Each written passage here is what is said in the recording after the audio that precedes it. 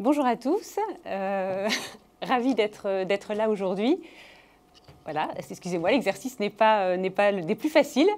Je sais que vous êtes très nombreux à nous regarder, mais c'est vrai que là, voilà, on est seul au studio, donc c'est l'exercice qui n'est pas facile. Alors, juste peut-être quelques mots. Hop, je voudrais passer la slide.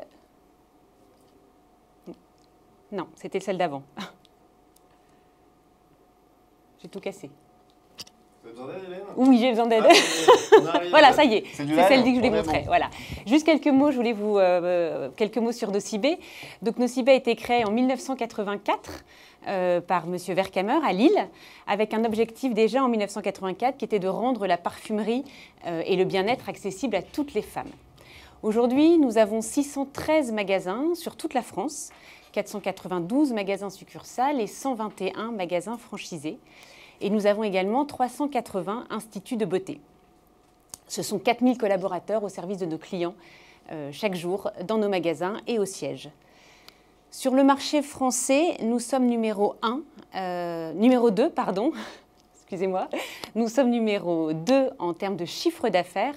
En revanche, nous sommes numéro 1 en nombre de magasins dans le réseau de distribution sélective de parfums et de cosmétiques. En revanche, sur le marché européen, puisque nous appartenons au groupe Douglas, nous sommes numéro 1 en chiffre d'affaires et en réseau de magasins. Hop. Voilà, donc effectivement, l'introduction a été faite, mais nous avons obtenu pour la 4e fois consécutive une distinction qui récompense notre implication pour faire de la satisfaction client notre priorité. La satisfaction est réellement au cœur de nos actions, au quotidien, en magasin et au siège. Alors évidemment, nous sommes conscients que nous ne sommes pas parfaits.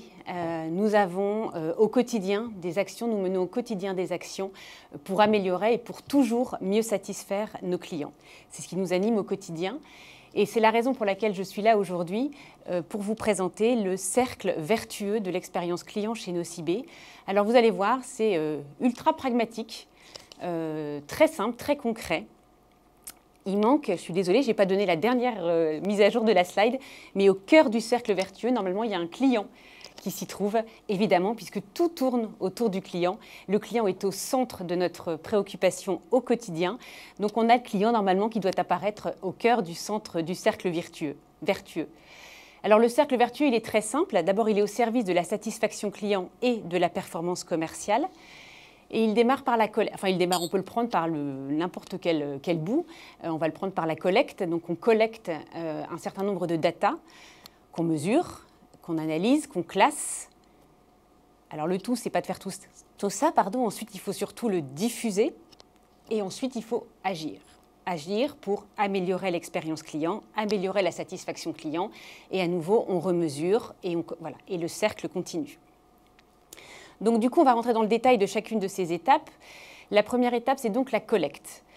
Alors, on collecte énormément d'informations. La première information qu'on collecte, c'est la mesure de la satisfaction et de la recommandation. Donc ça, je pense que vous êtes nombreux à le collecter aujourd'hui. Ce qu'il y a, c'est que chez Nocibé, on le collecte de manière très personnalisée en fonction des parcours. Chez Nocibé, on a des magasins, on a des instituts, on a un site web. On a un service client et en fait, on a des parcours qui sont personnalisés, enfin des questionnaires, pardon, qui sont personnalisés pour chacun des parcours. Parce qu'évidemment, les attentes de nos clients ne sont pas les mêmes quand je rentre en parfumerie, quand j'ai fait un soin en institut, quand j'ai passé une commande sur Internet. Ce n'est pas les mêmes attentes. J'attends pas la même chose de Nocibé. Et du coup, nos enquêtes de satisfaction, elles mesurent précisément les attentes et les points de satisfaction adapté à chacun des parcours. Si je donne un exemple, par exemple, quand je rentre dans une parfumerie Nocibé, je veux être accueillie. Je veux être accueillie par un bonjour, je veux être accueillie par un sourire. Je veux avoir des conseils, évidemment, de l'expertise. Je veux découvrir des nouveautés. Sur Internet, par exemple, ce que je vais attendre, c'est je veux trouver facilement le produit. Je veux un site qui aille vite, qui soit performant. Je veux des moyens de paiement faciles, des modes de livraison qui me conviennent. Et donc, c'est tous ces sujets-là que nous allons mesurer. Et c'est la raison pour laquelle nos questionnaires sont complètement personnalisés. Et je vous en passe parce qu'il y a également l'Institut, le service client, le click and collect. Enfin, chaque parcours a son questionnaire personnalisé. Ça, c'est le premier KPI que nous mesurons. Le deuxième KPI que nous mesurons et qui est très intéressant également, c'est que nous auditons en fait la relation client dans nos magasins, également dans nos magasins concurrents. On n'est pas tout seul sur le marché de la beauté, dans nos magasins concurrents, et ce, grâce à des visites mystères. Et ces visites mystères, en fait, elles vont nous permettre d'avoir cette fameuse vision objective du respect des process et des rituels de vente qui sont écrits, s'assurer en fait que ces rituels de vente et ces process sont bien respectés dans l'ensemble de nos magasins. L'idée, c'est qu'effectivement, on offre une expérience client en magasin qui soit conforme à ce que l'on a décidé. Un autre indicateur que l'on mesure, c'est les contacts au service client. Alors, évidemment, je pense que c'est pareil pour beaucoup d'entre vous. Quand on reçoit des contacts au service client, c'est assez rarement, de manière spontanée, assez rarement pour nous dire que l'expérience était géniale, que le colis que j'ai reçu était super. En général, quand on contacte un service client, de manière spontanée, c'est plutôt parce qu'on est insatisfait. Parce qu'on n'a pas reçu le colis en temps et en heure, parce qu'on n'a pas reçu un colis conforme, parce qu'on estime qu'on a été mal accueilli en magasin, etc. Donc du coup, le nombre de contacts que l'on reçoit au service client est un très bon indicateur également, puisque moins on reçoit de contacts au service client, plus on en déduit que la qualité de l'expérience que l'on a offerte est au rendez-vous. Donc ça, c'est un troisième indicateur qu'on utilise. Le quatrième indicateur que l'on utilise également et qui est ultra complémentaire sur ces indicateurs qui sont, donc vous l'aurez compris, assez quanti, satisfaction, recommandation, nombre de contacts, les visites mystères. En fait, on vient nourrir et c'est ultra complémentaire la voix du client. Parce qu'à partir du moment où on sait, on a une note, ok, le client est satisfait, ou alors le client est moins satisfait, plus satisfait. Oui, mais pourquoi? Et ça, en fait, on ne peut pas le savoir juste avec une note de satisfaction. Donc, en fait, on s'est doté d'un outil d'analyse sémantique qui scrolle en fait des milliers de verbatims de différentes sources, c'est-à-dire qu'on vient récupérer tous les verbatims des enquêtes, tous les verbatims, tous les contacts qui ont été faits au service client, que ce soit les contacts par mail, mais également, on s'est doté également d'un autre outil qui retranscrit l'ensemble des conversations téléphoniques de nos clients, que nos clients ont avec notre service client, qui est retranscrit pour que l'outil d'analyse sémantique puisse les ingurgiter et venir nourrir également la voix du client. Cet outil d'analyse sémantique, il est très intuitif, super performant et plutôt très bien foutu. Donc en fait, tous ces verbatims sont ingurgités par cet outil et sont classés par motifs, des motifs qui sont complètement personnalisés à notre activité, évidemment, et à notre mode de distribution. Et on a à peu près 60 motifs qui sont identifiés. Les motifs, ça va être par exemple la carte de fidélité, l'offre commerciale, l'accueil en magasin, l'expertise, la livraison, la qualité de la livraison. Et donc en fait, en 3 clics, on arrive en fait avec ce facetting à connaître précisément les sujets qui rendent nos clients heureux et les sujets qui les irritent. Et vraiment, cet outil, c'est une mine d'or et c'est ultra complémentaire avec ces KPI qui sont très quanti. Et enfin, le dernier KPI, donc on est toujours sur la partie collecte, analyse, mesure. Le dernier KPI, et qui n'est pas le moins important, c'est la mesure de la performance commerciale. Évidemment, on propose de nombreux services chez Nocibé. L'idée, c'est de mesurer leur performance commerciale et s'assurer que les services que l'on a imaginés, que l'on a pensés, que l'on a construits et qu'on offre à nos clients répondent aux attentes de nos clients. Et enfin, le dernier indicateur que l'on mesure, que l'on mesure dans ce cadre-là de la voix du client, c'est la mixité du client. Un client qui fait ses achats en magasin et qui fait ses achats sur le site internet est un client de très grande valeur chez nous, puisqu'il a une fréquence d'achat qui est beaucoup plus élevée. Voilà tous les indicateurs que nous mesurons aujourd'hui. Ce qu'il faut savoir aussi chez Nocibé, et dans le marché de la cosmétique, c'est qu'en fait, on a une fréquence de visite et une fréquence d'achat qui est assez faible. En tous les cas, si on compare par exemple à de l'alimentaire, le client ne vient pas toutes les semaines pousser une porte d'une parfumerie ou aller sur le site de nocibé.fr. Donc en fait, il n'y a pas à tortiller, on doit être bon. On doit être bon à chaque fois. On n'a pas le droit à l'erreur. Il vient tellement peu de fois dans nos magasins que de toute façon, à chaque fois qu'il vient, on se doit d'être excellent et de lui apporter le meilleur service et qu'il attend. Donc ça, c'est extrêmement important. Donc on a vu la mesure, la collecte, l'analyse, et là maintenant, ce qui est une brique en fait, du cercle vertueux, c'est le partage et la diffusion. Donc là, c'est pas grave. Donc là, c'est un gros morceau, un gros enjeu, parce que tous ces KPI, les garder pour moi, ça a assez peu d'intérêt. Ces KPI, ils ont vraiment de l'intérêt et ils prennent de la valeur uniquement quand ils sont partagés et qu'ils sont diffusés à l'ensemble des collaborateurs de l'entreprise, que ce soit sur le terrain, donc dans nos magasins, dans nos instituts ou au siège. Donc en fait, je saisis toutes les opportunités pour pouvoir diffuser cette voix du client, alimenter l'ensemble des collaborateurs. Donc en fait, il y a différentes instances. Ça va être par exemple des comités de pilotage, des comités business, des réunions avec le réseau, les directeurs régionaux, des conventions avec l'ensemble des responsables de magasins. Toutes ces réunions, en fait, elles sont illustrées.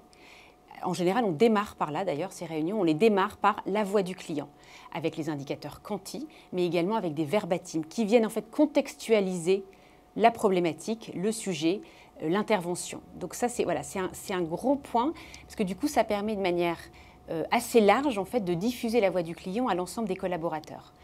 On a également des réunions de travail très spécifiques, c'est-à-dire que pour le coup, ça monte par les collaborateurs, des collaborateurs qui se posent des questions, alors au siège, qui vont se poser des questions sur une problématique bien précise. Et bien là, en fait, on va nourrir leurs réflexions en leur ramenant la voix du client pour les aider en fait à mieux appréhender, à mieux comprendre le client, mieux comprendre les attentes du client, les irritants du client, pour pouvoir les corriger. Et nous avons également mis en place, alors là, à la suite du Covid notamment, un système d'alerting qui est à nouveau très pratico-pratique, c'est très simple, c'est basé sur des mots-clés, donc sur les milliers et les milliers de verbatim qui sont scrollés et analysés. En fait, on va mettre des alertes sur des mots-clés bien précis pour chacun des collaborateurs. Donc évidemment, un collaborateur qui travaille pour l'Institut, un collaborateur qui travaille à la supply n'a pas les mêmes besoins, évidemment, ils n'ont pas besoin d'être alimentés sur les mêmes problématiques. Donc en fait, on va faire des alertings personnalisés en fonction des problématiques de chacun. Et par exemple, là, quand on a réouvert suite au Covid, on a mis des alertes sur les mots-clés masque, gel. En fait, ce qui nous a permis, tous les jours, en fil rouge, du coup ça arrive sur nos boîtes mail, en fil rouge au quotidien, dès que le client s'est exprimé, on le récupère nous sur nos boîtes mail et en fait on lit ces verbatim clients qui partagent leur expérience, qu'ils viennent de vivre en magasin ou sur le site internet et ça nous permet nous au quotidien d'être alimentés par cette voix du client. Donc toutes ces données sont donc partagées et diffusées à l'ensemble des collaborateurs. Donc ils l'ont de manière macro parce que c'est important aussi qu'ils aient la vision globale et large en fait de la satisfaction client chez Nocibé au sens large. Mais la force de ce cercle vertueux, c'est qu'en fait on va vraiment précisément pour les collaborateurs et pour leurs préoccupations dans leur métier et surtout pour pouvoir prioriser leurs actions. C'est vraiment, on leur donne les clés en fait pour comprendre le client, comprendre ses attentes et du coup vraiment prioriser et travailler des actions dans ce sens et dans le sens de la satisfaction client. C'est vraiment la clé de la réussite.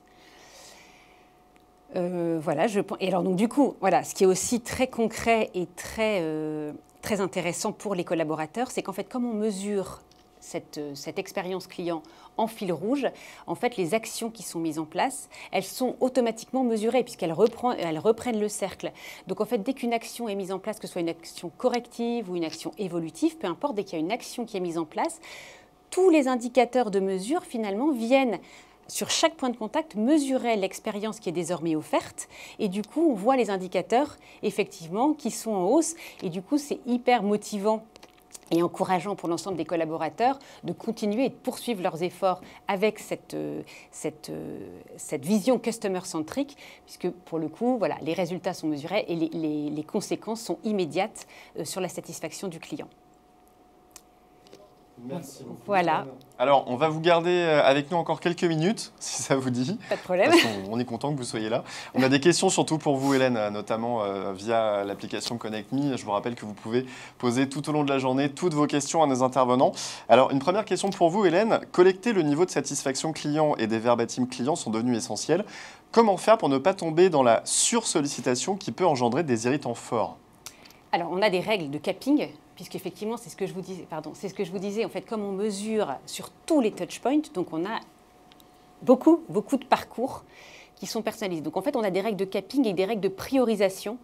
Et on a des règles, le client ne peut pas être sollicité plus de X fois, sur une période de 4 mois, il n'est pas sollicité plus d'une seule fois. On priorise des parcours, par exemple, on va prioriser un parcours institut par rapport à un parcours magasin. Enfin, voilà, on a des règles de priorisation entre les parcours et des règles de capping qui nous permettent évidemment d'éviter cette sursollicitation. Et là, on est rassuré aujourd'hui et qu'on sait qu'on ne les sursollicite pas. On a des taux de participation qui continuent à être en amélioration chaque mois. Donc voilà, donc c'est un bon indicateur qui nous fait dire qu'aujourd'hui, le client ne se sent pas sursollicité puisqu'il continue à participer et à nous donner une note, mais également ce qu'on recherche, et vous l'aurez compris, puisque la richesse de ce cercle vertueux, ce n'est pas que la note, c'est également et surtout la richesse du contenu de la voix du client que nous cherchons. Et c'est ça qui nous permet de toujours mieux nous améliorer. Effectivement, on l'a bien compris. On a une autre question pour vous, Hélène, qui nous est posée par Maud Lecourt et par Marine Vitry. Bonjour Hélène, quel est cet outil d'analyse sémantique ? Alors, ils seront contents que je les cite. Je vais vous poser la question pour les personnes qui nous suivent, parce que visiblement, vous avez un petit souci de son. Question pour vous, Hélène, de Maud Lecourt et de Marine Vitry, qui vous demande quel est cet outil d'analyse sémantique que vous vantez ? Ouais, et ben c'est lui qui vit à vous. Je suis ravie de pouvoir vous voyez. Faire un petit coup de pub via vous, qui est une petite équipe donc on a mis en place il y a 3 ans un outil hyper intuitif, hyper performant, une équipe qui est vraiment agile et qui fait évoluer l'outil. Et surtout, ce qui est très intéressant, c'est qu'en fait, cet outil d'analyse sémantique, on a vraiment la possibilité de le personnaliser complètement par rapport à notre marché, à nos problématiques. Et donc, le travail qui a été fait en amont, c'est un travail de fourmi, un travail colossal. Les équipes de Viavou, en fait, ont lu énormément de verbatim clients pour pouvoir en ressortir ces fameux 60 motifs qui sont vraiment le nerf de la guerre. C'est-à-dire qu'il faut trouver les bons motifs pour avoir pour utiliser de manière performante l'outil. Donc voilà, et ces motifs, on peut les faire évoluer également. Évidemment, on a fait un motif, par exemple, Covid. Voilà, donc ça évolue aussi avec l'actualité, avec notre activité. Donc un super outil. C'était combien de temps de travail au début, vous sauriez nous dire ? Ça a été super rapide. Donc ça a été super efficace en fait. Ouais, ça a dû être 2 mois, 2-3 mois. Oui, donc très rapide. Ça a été très très rapide. Ouais.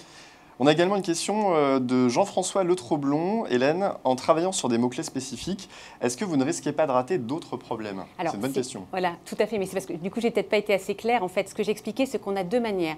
On partage la voix du client et la satisfaction client de manière très macro. Ça, on le fait dans toutes les grandes instances. Donc, on a cette vision macro sans rentrer dans le détail. Et ensuite, en fait, on ne rentre dans le détail que quand on travaille avec des collaborateurs sur des problématiques bien précises. Donc, en fait, on ne rentre pas par le petit bout de la lorgnette au départ.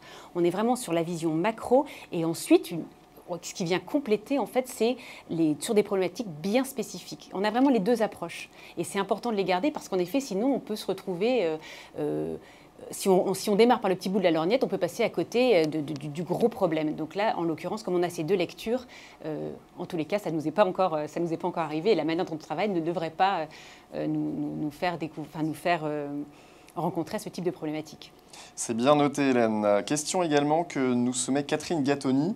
Non, ça c'était juste celle à l'instant. Voilà, je perds un peu le fil. On a Pascal Mathieu qui nous pose une autre question pour vous, Hélène. Quel est votre taux de retour ? Alors, ça dépend des parcours. Ouais. Ça dépend des parcours. On a des taux de retour extrêmement élevés, par exemple, suite à un contact avec le service client. On a des taux de retour qui sont moins élevés. On a des taux de retour... Voilà. Enfin, je ne suis pas sûre de pouvoir les communiquer, ces taux de retour, je m'excuse. Mais voilà, ils sont différents en fonction des parcours. On va passer à une prochaine question pour vous, alors, qui nous est soumise par Thomas Cordier. Réfléchissez-vous chez Nocibé à la mise en place d'une communauté de clients pour recueillir la voix du client en complément du dispositif actuel ? Alors, on le fait sur on a un pool de clients, je m'excuse, j'ai perdu le nom, mais on a des clients que l'on sollicite régulièrement sur des problématiques bien précises. Mais ça reste sur des problématiques bien précises. Et c'est à nouveau, donc du coup, c'est complémentaire sur la voix. Là, la voix du client, et ce que je voulais partager avec vous aujourd'hui, c'est vraiment du fil rouge et du temps réel. C'est pas du one shot. Et c'est ça, ce cercle vertueux, il est vraiment basé là-dessus. Mais ça n'empêche pas qu'on a également des enquêtes qui sont faites spécifiquement. Voilà, le panel, cherchez le mot. On a des panels de clients que l'on sollicite régulièrement également sur des problématiques bien spécifiques. Et ça vient nourrir également. Mais c'est du one shot. Là, ce qui est intéressant à partager aujourd'hui, c'est qu'on est sur du fil rouge et du temps réel. ben, c'est parfaitement noté. Merci beaucoup d'avoir été avec nous. Merci Hélène. à vous. Hélène Naillet, directrice de l'expérience client de Nocibé pour CX Paris by Relations Client Magazine.